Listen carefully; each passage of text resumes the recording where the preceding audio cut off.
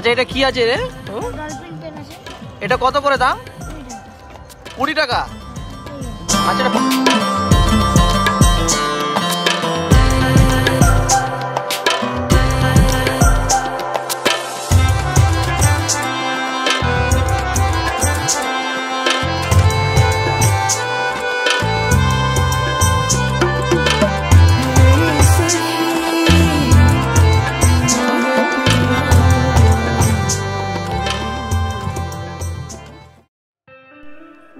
দীঘা দীঘা ভারতের পশ্চিমবঙ্গ রাজ্যের দক্ষিণে অবস্থিত পূর্ব মেদিনীপুর জেলার একটি সুন্দর সমুদ্র সৈকত।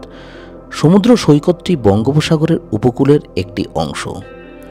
যাই হোক, কলকাতা থেকে মাত্র 180 কিলোমিটার দূরে এই দীঘা। আপনারা অনায়াসে 3 থেকে 4 ঘন্টার মধ্যে কলকাতা থেকে পৌঁছে যেতে পারেন দীঘা বিচে। 2 দিন আগে কলকাতা থেকে বাইকে করে আমরা চলে এসেছি এই দীঘা। আজকে আমাদের দীঘা লাস্ট দিন। কালকে আমরা দীঘা থেকে বেরিয়ে আমাদের বাড়ি চলে যাব। আমি এখন রয়েছি ওল্ড দীঘা বিচে। ওল্ড দীঘা বিচে কিছু সময় কাটানোর পর আমি আবার চলে যাব নিউ দীঘা বিচে। সন্ধ্যাবেলায় ওল্ড দীঘাতে এত তাড়াতাড়ি সময় কেটে যাচ্ছে বুঝতেই পারছি না। দেখুন চারিপাশে এত মানুষজন। সামনেই লেখা রয়েছে আই লাভ দীঘা। আমি যখন 10 থেকে 12 বছর আগে এই দীঘাতে এসেছিলাম তখন এরকম কিছুই ছিল না। দেখুন থাইল্যান্ডের বৌদ্ধ মন্দিরের মতো এখানে ছোট ছোট ঘর বানানো রয়েছে। বিচের পাশের দোকানগুলো দেখুন কত সুন্দর পুতুল নিয়ে বসেছে। এগুলো সম্পূর্ণ ঝিনুক দিয়ে তৈরি। শুধুমাত্র পুতুলের দোকান নয়, আপনারা খাবারের দোকানও পাবেন, ব্যাগের দোকান পাবেন, খেলনার দোকানও পাবেন।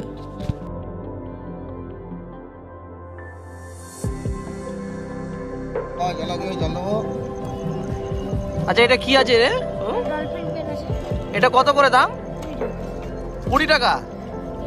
আচ্ছা এটা পেন তাই তো? বাহ। আচ্ছা অত উপরে উঠালে কি করে? আমি নিচে ডলফিন পেন 20 টাকা করে তাই তো? বাহ। আচ্ছা আর কি কি আছে তোমার কাছে? আচ্ছা কানের ফুল এগুলো তাই তো? এগুলো কত করে? 30 টাকা, দুটো নিলে 50 টাকা। আচ্ছা দুটো নিলে 50 টাকা। 30-40 করে এগুলো তাই তো? আচ্ছা এই যে কানের এগুলো 10 টাকা, 6টা 50। 10 টাকা 6টা 50। মানে যেটা 60 টাকা হয় সেটা 50 টাকা নেবে 10টা নিলে। বাহ খুব ভালো। 10টা নয়, হ্যাঁ ওরা 6টা, হ্যাঁ 50 টাকা। 6টা 50 টাকা, ওটাই তো বলছি। একটা ফ্রি দিচ্ছি। আচ্ছা মানে যেটা 60 টাকা হয় সেটা 50 টাকা নিচ্ছে আর একটা ফ্রি দিচ্ছে। বাহ। মানে ওল্ড দীঘাতে এই বোন সারা দিন ধরে কাজ করে। সকালে কাজ করে মোহনাতে, সকালে মোহনাতে এইগুলো বেচতে যায়। আর হচ্ছে এই সন্ধ্যাবেলা রাতের বেলা, মানে রাতের বেলা না সন্ধ্যাবেলাটা বিক্রি করে হচ্ছে আপনাদের এটা কি ওল্ড দীঘাতে। খুব সুন্দর খুব সুন্দর।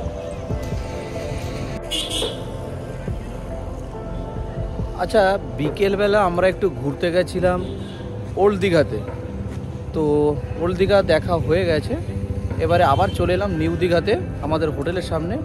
আর এখন নিউ দীঘা একটু বিচের দিকে যাব। একটু দোকানপাট ঘোরার কোনো ইচ্ছা নেই, বিচেই বসবো, সময় কাটাবো, তারপর আবার ফিরে আসবো আমাদের হোটেলে। চলুন এই পর্যন্ত আপডেট। আবার হোটেলে এসেই বলছি, যদি কিছু আমি ভালো কিছু দেখতে পাই দীঘা নিউ দীঘা বিচে তখন আপনাদের সঙ্গে অবশ্যই শেয়ার করব। চলুন।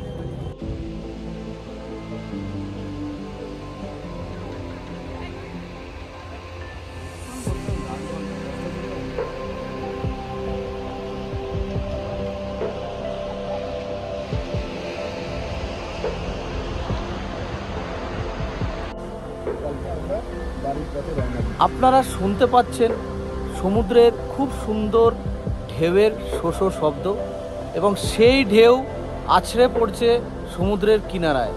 আর এই জিনিস দেখার জন্যে বহু দূর দূর থেকে মানুষ কিন্তু এই দীঘাতে ছুটে আসে। আর এখানেই আসলে বোঝা যায় যে মানুষের মনে কত উচ্ছ্বাস এবং আবেগ।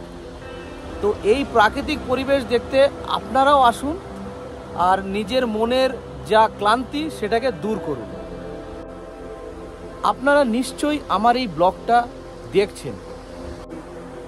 আমার এই ব্লগটি আপনারা বেশি বেশি করে বহু বহু মানুষের কাছে শেয়ার করুন, যাতে পৃথিবীর প্রান্তে প্রান্তে থাকা মানুষ এই দীঘার সমুদ্র মানে প্রাকৃতিক সমুদ্র সৈকতে যাতে ঘুরতে আসে। যারা যারা দীঘার এই সুন্দর সমুদ্র সৈকতে আসেননি তাদের উদ্দেশ্যে আমি একটা কথা বলে রাখি, তারা অবশ্যই এই দীঘার সমুদ্র সৈকতে আসুন আর এই প্রাকৃতিক সৌন্দর্য উপভোগ করুন। আর তখন নিজেই প্রমাণ পেয়ে যাবেন যে কত সুন্দর এই বাংলার প্রাকৃতিক পরিবেশ এবং এই সমুদ্র সৈকত। আমরা দীঘার এই সুন্দর সমুদ্র সৈকতে 3 দিন আনন্দ উপভোগ করলাম। বন্ধুরা, আমার এই ভিডিওটা আপনাদের যদি ভালো লেগে থাকে অবশ্যই চ্যানেলটাকে সাবস্ক্রাইব করুন। আর আজকে যেহেতু আমাদের দীঘাতে লাস্ট দিন, তো আজকে আমি আর কোনো ব্লগ করব না। দেখা হবে একদম কালকে সকালবেলা আমি কিন্তু আমার বাড়ির উদ্দেশ্যে রওনা হব। তখন আপনাদের সঙ্গে একদম দেখা হবে রাস্তায়। আর রাস্তায় যদি কোনো কিছু হয়ে থাকে, কি ঘটছে না, কখন পৌঁছচ্ছি, সব কিছু আপনাদের সঙ্গে আপডেট দেব। চলুন, দেখা হচ্ছে কালকের ব্লগে।